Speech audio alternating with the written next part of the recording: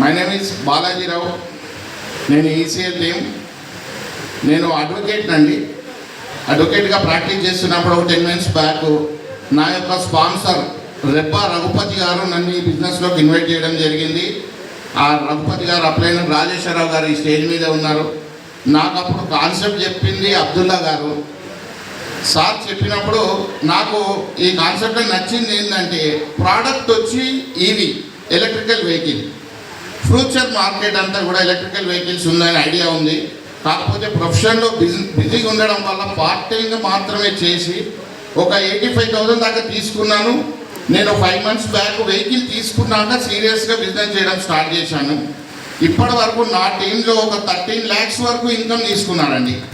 నేను ID open చేసి ఆ అమౌంట్ చూసినప్పుడు నాకు చాలా ఆనందం కలుగుతుంది. ఎందుకంటే మనం సంపాదించింది కాదు, మనల్ని నమ్మి వచ్చిన వాళ్ళు ఒక 13 లక్షలు తీసుకున్నారంటే ఫ్యూచర్లో వాళ్ళు 13 కోట్లు తీసుకుంటారు. ఆటోమేటిక్గా నేను 1 కోటి రూపాయల వరకు తీసుకుంటాను. నేను నా ప్రొఫెషన్ ద్వారా నేను ఒక 100 మందిని అడ్వకేట్లను చేయలేకపోవచ్చు, కానీ నేను ఏడిఎంఎస్ ద్వారా ఒక 100 మందిని కోటాధీశ్వరులను చేయగలనని ఒక ఫుల్ కాన్ఫిడెన్స్తో ఈ బిజినెస్ చేస్తున్నానండి. Thank you for this leadership. A business అయినా కూడా మంచి లీడర్షిప్ ఉంటే కంపల్సరీగా సక్సెస్ అవుతాం సార్.